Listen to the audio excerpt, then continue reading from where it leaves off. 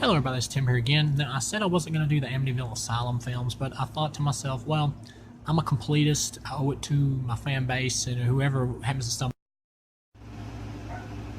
The second film, Amityville Asylum, I hated it even worse than Amityville The Haunting.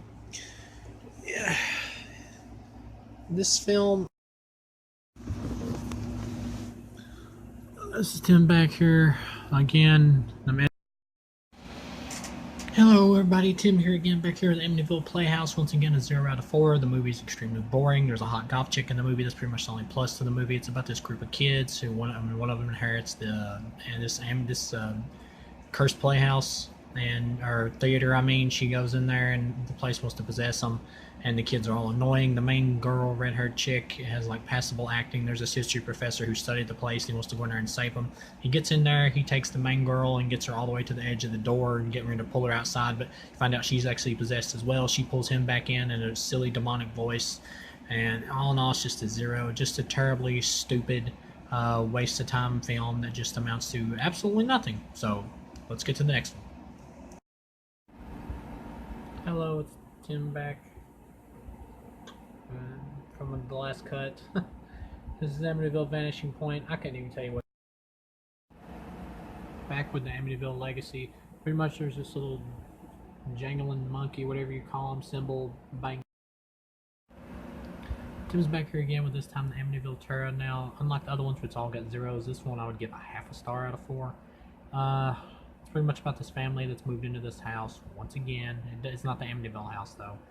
And all this supernatural stuff starts happening. You find out later that there was like a psychopathic cult or whatever, or something like that, that lived there that sacrificed themselves so they could live on or whatever, and they're possessing the people that's in there and driving them crazy. There's this motorbike girl in there. I'll actually say the acting was okay for the most part in here from the main cast, at least the majority of the main cast.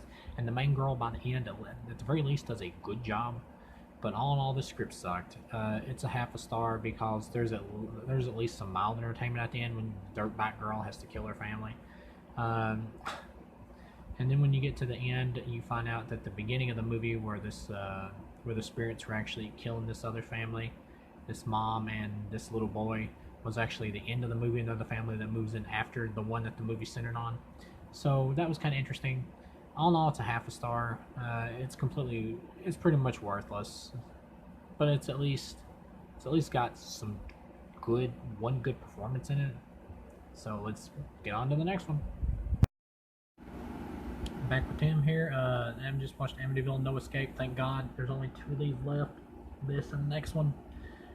Once again, this is a 0. It's about a group of kids who are doing a study on fear, and they go into the woods around the Amityville house, and all this supernatural stuff starts happening. It's a ripoff of Blair Witch, and they start getting picked off one by one. And the final girl is still alive at the end, and she runs into the Amityville house and just kind of gets down and like holds herself, and it just ends like that. We just don't even know what happened to her. So 0, waste of time, waste of money, waste of effort. I can't believe it, just like the lack of effort that goes into these films. I mean, honestly. Like, seriously, I could go outside and film myself with ketchup on my neck for 2 hours and call it Amityville The Quickening or something, and just release it on DVD for another Asylum film. That's how bad these are. Let's get to the last one. Time for the last one, Amityville Prison, aka Against the Dark. Or Against the Dark, aka Amityville Prison. I'm getting really tired. This is the last one. Once again, it's a group of friends acting as passable. They go into a haunted prison because they want to experience paranormal activity. They start getting killed off one by one. There's a wraparound story of this FBI agent or cop or whatever talking to the only survivor, this woman, and she's telling him that something was killing them, but he doesn't believe it. And then at the main end, the lights go out, and all the FBI agents start getting killed, and then in walks this monster, which is some kind of like a Cthulhu-looking creature, and it looks like the girl in the face, and it just goes off. So it has about as much to do with Amityville as Donald Duck does. So once again, all in all, 0 out of 4, and thank God these are over. And I'll see you guys again with finally a different movie.